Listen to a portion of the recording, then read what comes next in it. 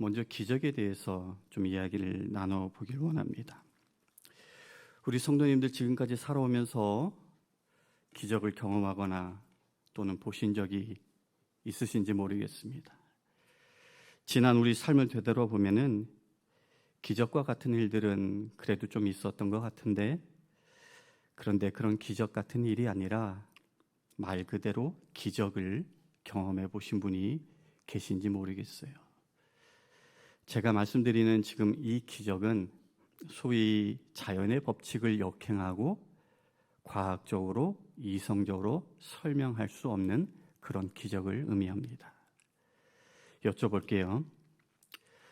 노는 것을 너무 좋아해서 맨날 성적이 최하위권인 그 하이스쿨 자녀가 어느 날부터인가 웬일로 맘 잡고 공부를 하더니만 나중에 하버드 대학에 들어갔다.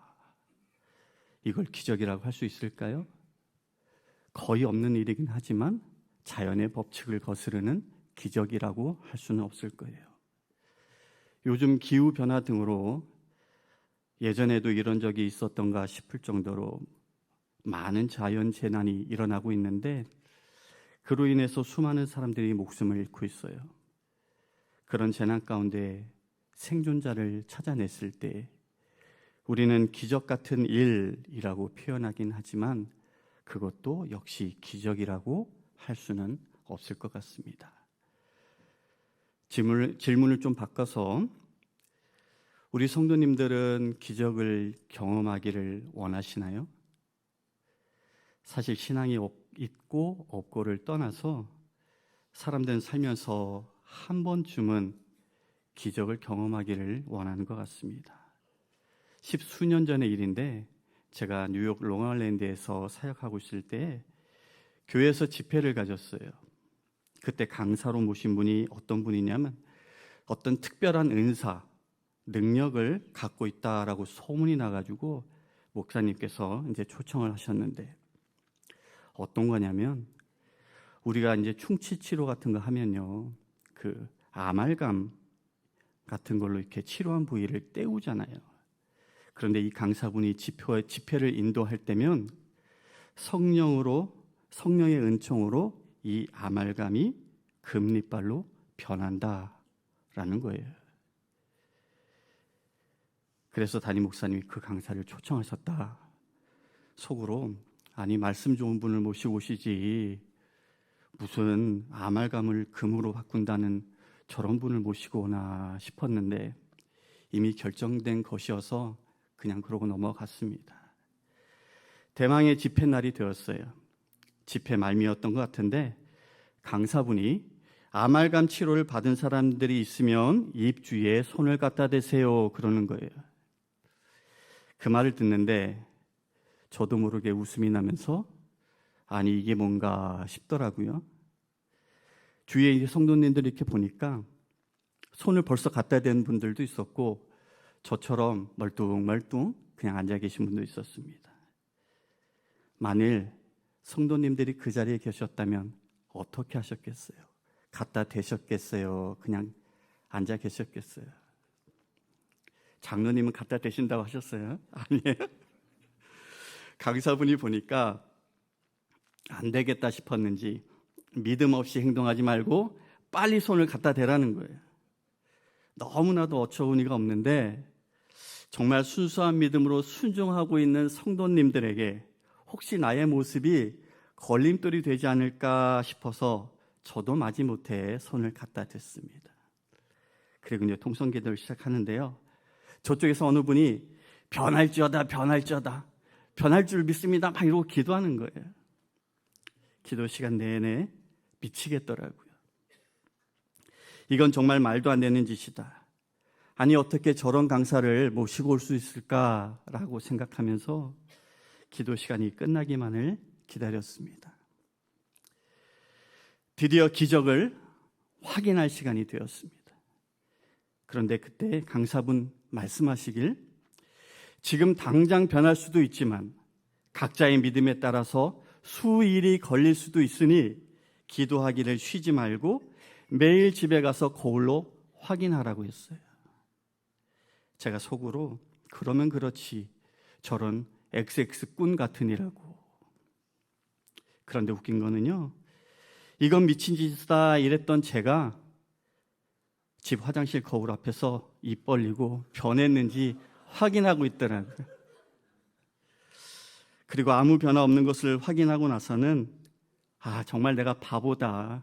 그렇다고 또 하고 있나 스스로를 책망했습니다.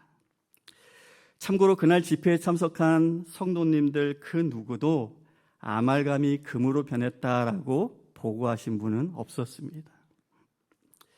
지금 생각해봐도 참 어처구니 없는 일이지만 그만큼 사람들이 살면서 기적 한 번쯤은 경험하고 싶다라는 것을 보여주는 게 아닌가 싶습니다. 그런데 여러분, 이건 어떠세요? 다니엘서 3장에 보면요, 느부갓네살 왕이 금으로 신상을 만들고 고위급 인사들과 지방 관리들에게 신상 제막식에 참석하라고 전가를 보냈습니다. 그리고 모인 사람들에게 자기가 세운 그 금신상에 절하라 명했어요. 만일 엎드려 절하지 않는다면 그 즉시 불타는 화덕, 우리 성경에는 풀무불이라고 되어 있는데 이른바 용광로에 집어넣겠다라고 경고를 했죠. 그때 갈대아 점성가들이 신상에 절하지 않은 유다 사람들을 고발했는데 그들은 바로 왕이 지방 행정관으로 임명한 다니엘의 세 친구 사드락, 메삭, 아벳느고였습니다. 화가 난 왕이 이 세 사람을 불러서 자기가 들은 것이 사실인지 물었고 지금이라도 엎드려서 절한다면 봐주겠지만 그렇지 않다면 불타는 용광로 속으로 던져버리겠다라고 했습니다. 그러나 그들은 불 속에 던져지더라도 하나님이 자기들을 구해 주실 것이고 또한 왕의 손에서도 구해 주실 것이라고 하면서 끝까지 그 금신상에 절하기를 거부했고 결국은 뜨거운 화덕 속으로 떨어지고 말았죠. 얼마나 뜨거웠느냐?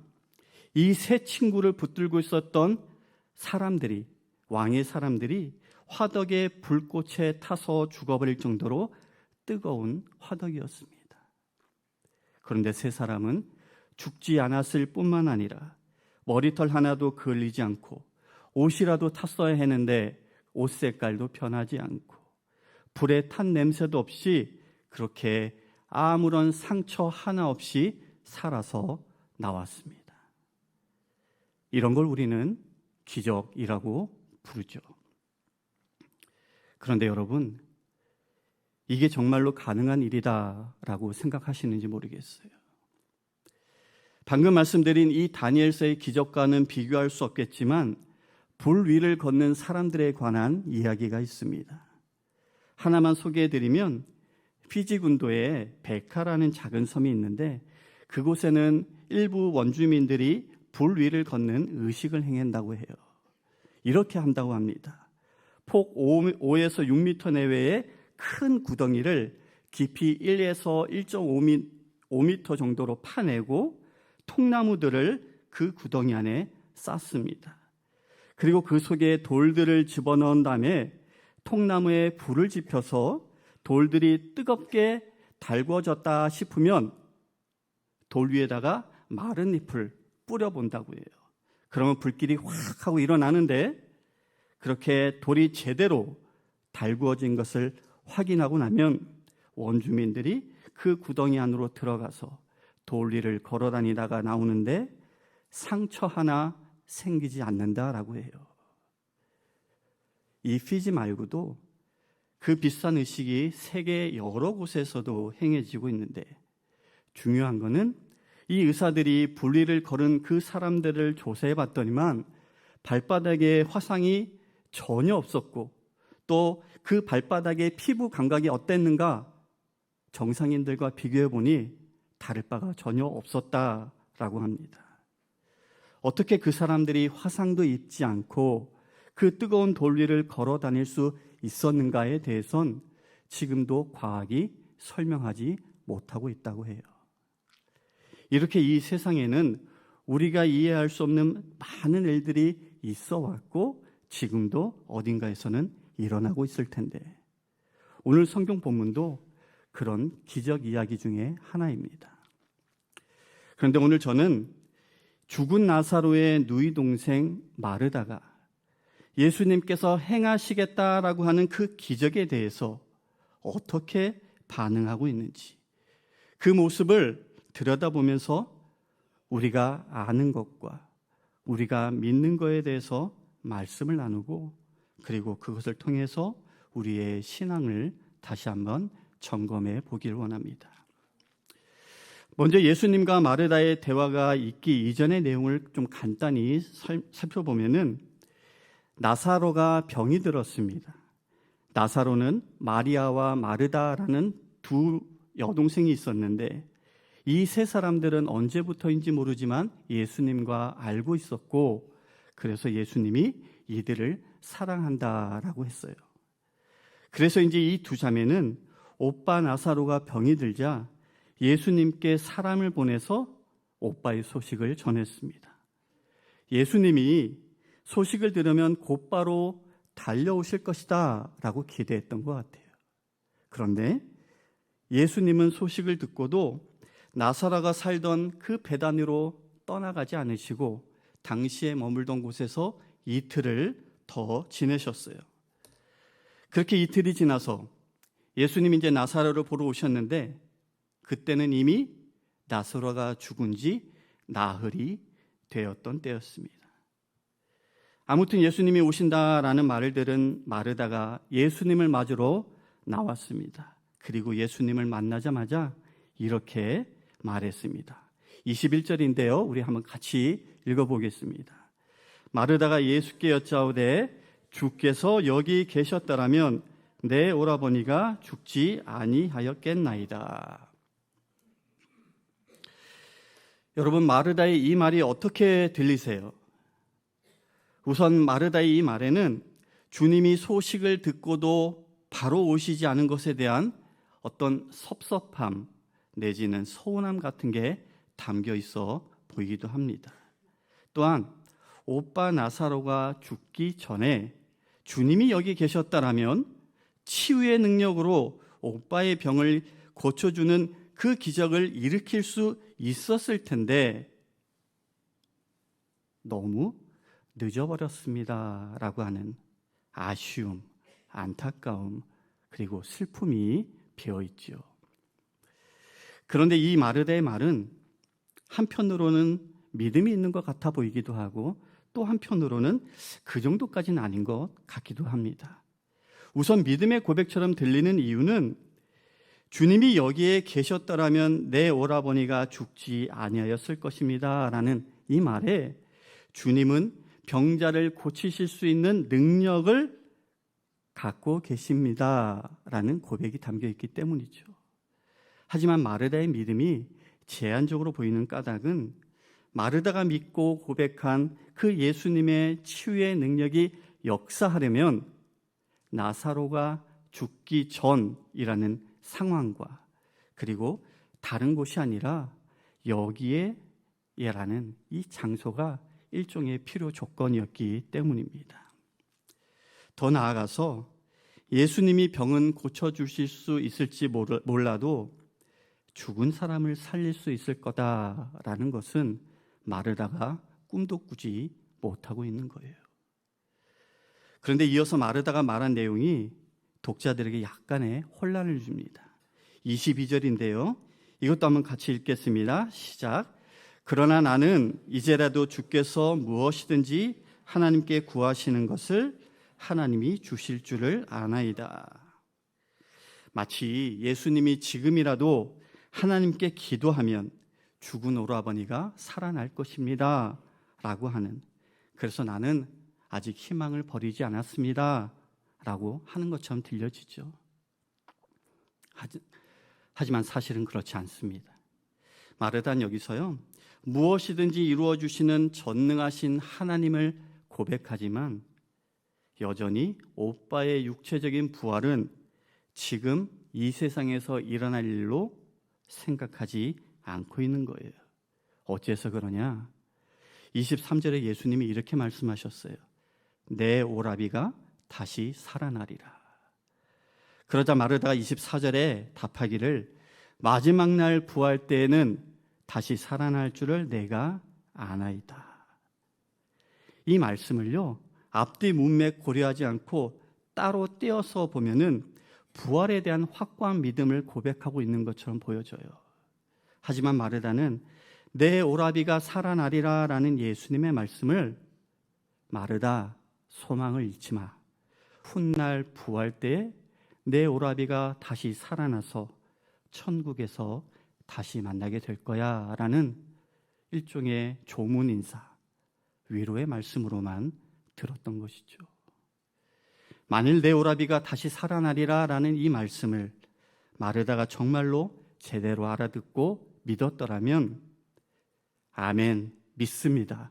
예수님, 지금 당장 오빠를 살려주세요. 그렇게 답하는 게 맞는 거겠죠. 그런데 마르다는 마지막 날 부활 때에는 다시 살아날 줄을 내가 압니다 라고 고백하고 있는 겁니다.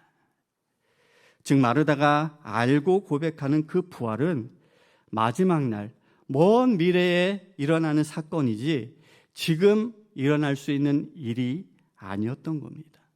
그렇게 그녀의 부활 신앙은 시간에 죄악되어 있는 믿음이었습니다. 그래서일까 예수님이 25절 26절에 이렇게 말씀하세요.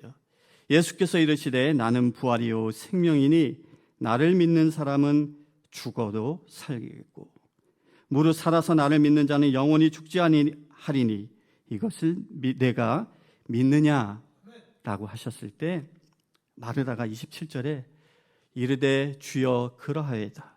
주는 그리스도시요 세상에 오시는 하나님의 아들이신 줄 내가 믿나이다 라고 답을 해요. 이 역시도 흠잡을 데 없는 뛰어난 신앙 고백인 것은 맞는데 안타깝게도 주님의 질문에 대한 올바른 반응은 아니었습니다. 그렇게 마르다는 나사로가 살아날 것이다 라는 주님의 말씀을 현재 자신의 삶의 자리에 일어날 일로는 생각하지 않았던 거예요. 믿지도 않았습니다. 이것이 최종적으로 어디서 한 번 더 확인되냐면 예수님께서 굴로 된 나사로의 무덤에 찾아가셔서 돌로 막혀 있는 것을 보시고는 이렇게 말씀하셨어요. 39절에 돌을 옮겨 놓으라. 그런데 마르다가요 이렇게 반응합니다. 같은 39절에 주여 죽은 지가 나흘이나 되었음에 벌써 냄새가 나나이다. 다른 사람도 아니고 나사로가 살아나리라라는 그 말씀을 직접 들은 마르다가 되려 예수님을 말리고 있는 거예요. 만일 마르다가 예수님의 그 말씀을 정말로 믿었더라면 시신에서 부패한 냄새가 난들 그게 뭐가 문제가 되겠어요? 예수님이 돌을 옮겨 놓으라 라고 하셨을 때 당장 달려가서 돌을 옮기는 게 맞았겠죠. 하지만 마르다의 믿음은 죽은 지 나흘이 되어서 벌써 냄새가 납니다 라고 하는 그 객관적인 사실에 갇혀버린 겁니다. 이렇게 마르다는요 하나님은 전능하시기 때문에 다 이루어 주신다라는 것과 마지막 날 부활 때에 다시 살게 하실 것은 알았습니다. 또한 예수님이 누구신지에 대해서도 그 누구보다도 잘 알고 있었습니다. 하지만 그 마르다의 믿음은 제한적인 믿음이었어요. 하나님은 못하실 일이 없다라는 것을 그녀는 알고 있었지만 이미 죽어서 썩은 내 나는 그 오라버니를 지금 다시 살려내실 수 있다라고 하는 하나님이 인간의 이성과 상식과 상황을 초월하여 역사하시는 분이라는 것을 믿지 못했던 것이죠. 우리의 모습이 혹시 마르다와 같지는 않은지 모르겠습니다. 아는 것은 너무나 많은데 우리의 믿음인 제한적인. 사랑하는 성도 여러분, 주님이 원하시면 언제 어디서든 어떤 상황 가운데서도 역사하실 수 있는 분인 것을 믿으시길 바랍니다. 그것을 분명하게 믿지 못하면 어쩌면 그런 신앙은 화석처럼 생명력이 없는 그런 신앙으로 굳어져 버릴 수 있어요. 혹시 나에게도 아는 것으로만 그치고 믿음으로 이어지지 않는 그런 모습은 없는지 오늘 한번 점검해 보시길 바랍니다. 사실 저에게도 마르다와 같이 아는 것이 믿는 것으로 이어지지 않았던 때가 있습니다. 하나님에 대해서 아는 것을 믿음으로 내 삶 가운데 적용했어야 했는데 그러지 못해서 지금까지도 후회하고 있는 일이 하나 있습니다. 제가 아들만 셋인데요. 저도 삼형제예요. 제가 첫째고 밑에 남동생 둘이 있습니다. 그런데 제 막내 동생이 2010년 10월에 위암으로 세상을 먼저 떠났습니다. 이 친구는 육군 중령 장교였고 스쿠버 다이빙, 스카이 다이빙, 기타 무술 등 굉장히 건강했던 친구였습니다. 해외 파병을 갔다 오고 얼마 지나지 않아서 몸에 이상 증세가 나타나 병원에 갔는데 위암이라는 판정을 받았습니다. 당시에 군에서 아주 중요한 업무를 맡았던지라 암 치료 받는다고 쉴 수가 없어서 일과 치료를 병행하다가 갑자기 상태가 악화되어서 세상을 떠나고 말았습니다. 그렇게 동생을 먼저 떠나보내고 제가 지금도 후회하고 있는 것은요, 동생을 위해서 좋은 병원과 좋은 의사를 찾아서 제대로 치료받도록 해주지 못한 것이 아닙니다. 지금도 제가 후회하고 있는 것은 내가 믿는 하나님, 그 하나님이 여호와 라파, 치료하시는 하나님인 것을 알았지만 동생의 상태가 더 이상 치료로 고쳐질 수 없다라는 그 소식을 들었을 때 그럼에도 하나님이 원하시면 동생을 고쳐줄 수 있습니다. 그렇게 믿지 못하고 주님께 고쳐달라고 끝까지 기도로 매달리지 못한 그것이 지금도 제게는 후회로 남고 있어요. 그게 너무도 후회가 되어서 그 이후에 저는 이성이고 상식이고 상황이 어떻든 간에 그냥 믿고 기도합니다. 터무니없는 기적을 바라는 것처럼 보여도 하나님이 내가 바라고 원하는 대로 응답을 안 해주실지라도 더 이상 전능하신 그 하나님을 믿는 나의 믿음이 어떠한 조건에 제한되고 그래서 주님께 간구하기를 멈추는 그런 후회스러운 일을 또 만들지 않으려고 그렇게 믿음으로 기도합니다. 우리 성도님들은 어떻습니까? 상황과 환경에 제한되어 역사하는 믿음입니까? 나의 이해와 사고에 따라서 변하는 그런 믿음입니까? 하나님을 어디까지 얼마만큼 믿고 신뢰하시는지요? 우리는 우리의 자신의 믿음을 철저하게 점검해야 합니다. 우리는 이런 말씀을 잘 알고 있어요. 공중의 새를 보라. 심지도 않고 거두지도 않고 창고에 모아 들이지도 아니하되 너희 하늘 아버지께서 기르시나니 너희는 이것들보다 귀하지 아니하냐. 그러므로 염려하여 이르기를 무엇을 먹을까 무엇을 마실까 무엇을 입을까 하지 말라. 이 모든 것이 너희에게 있어야 할 줄을 아시느니라. 그런즉 너희는 먼저 그의 나라와 의를 구하라. 그리하면 이 모든 것을 너희에게 더하시리라. 여러분, 이와 같은 말씀을 알고만 계세요? 아니면 정말 주님이 그렇게 하실 것을 믿고 먼저 주님의 나라와 의를 위해서 살아가고 계시는지요? 유명한 일화 하나를 나누고 말씀을 정리할까 합니다. 찰스 블론딘이라는 이름을 들어보셨는지 모르겠습니다. 이 사람은요, 줄타기 고개사입니다. 까마득히 높은 곳에서 장대 하나에만 몸을 의지한 채 밧줄 위에 서서 어려운 동작들을 해냈는데 1800년대 후반에 실로 엄청난 인기를 누렸던 사람입니다. 한 번은 나야가라 폭포 위에 로프를 설치하고 자신이 건너가겠다라는 신문 광고를 냈습니다. 그리고 당일 구경을 온 많은 관중에게 폭포를 건너기 전에 이렇게 물었답니다. 여러분, 내가 건너갈 줄을 믿습니까? 관중들이 네, 믿습니다. 기대대로 그는 장대로 균형을 잡고 폭포를 건너는데 성공했습니다. 사람들이 환호했죠. 그가 이번에는 뒤로 걸어서도 건너고 안대를 하고도 건너는 등 다양한 방법으로 그 로프 건너기를 연달아 성공했다고 해요. 관중들은 더 뜨겁게 환호했습니다. 그러자 블론딘이 사람들에게 이렇게 물었답니다. 여러분, 내가 사람을 등에 업고 이 폭포를 건너갈 수 있다고 믿으십니까? 이번에도 관중들이요, 믿습니다 라고 외쳤습니다. 그럼 내 등에 업혀서 이 폭포를 건너갈 사람 한 분만 나와 주시길 바랍니다 라고 하자 사람들은 일제히 시선을 다른 데로 돌리고 그렇게 침묵을 했다라고 해요. 실제로 믿은 게 아닌 거죠. 내가 저 사람한테 내 몸을 맡길 수 없어.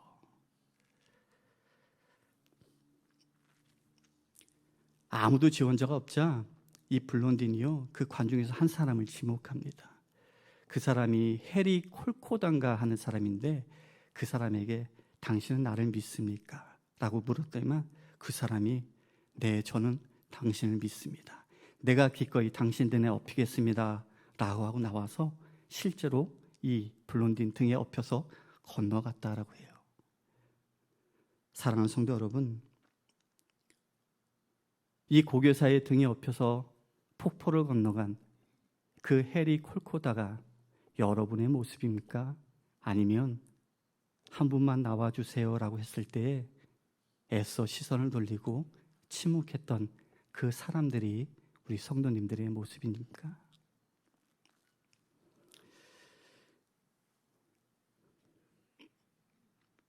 하나님은 우리가 처한 모든 상황과 형편을 초월해서 역사하시는 전능하신 하나님이십니다. 내가 처한 환경과 어떤 상황에 우리의 마음과 생각과 시선을 빼앗기지 마시고 주님께서 이루실 일들을 소망 가운데 믿음으로 바라보시길 바랍니다. 아는 것에 머물지 말고 주님 주신 그 약속을 믿으면서 우리의 모든 것을 내어 맡길 때에 하나님은 우리가 기도하는 것보다, 우리가 바라는 것보다, 우리가 생각하는 것보다 훨씬 더 좋고 선한 것으로 응답해 주실 것입니다. 믿는 것이란 뭘까? 한 주간 곰곰이 묵상하다가 사도 바울이 아브라함의 그 믿음에 대해서 말한 이 말씀이 떠올랐습니다. 로마서 4장 18절인데요. 아브라함이 바랄 수 없는 중에 바라고 믿었으니,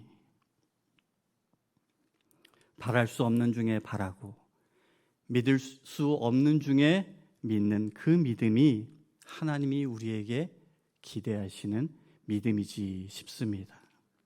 바라건대 그와 같은 믿음으로 하나님이 행하시는 놀라운 일들을 실제 삶 가운데 경험하고 그것을 통해서 하나님께 찬양과 영광을 올려드리면서 살아가는 그런 저와 여러분 모든 성도님들 될 수 있기를 주님의 이름으로 간절히 축원합니다. 우리 말씀을 기억하며 잠시 묵상하고 함께 찬양하겠습니다.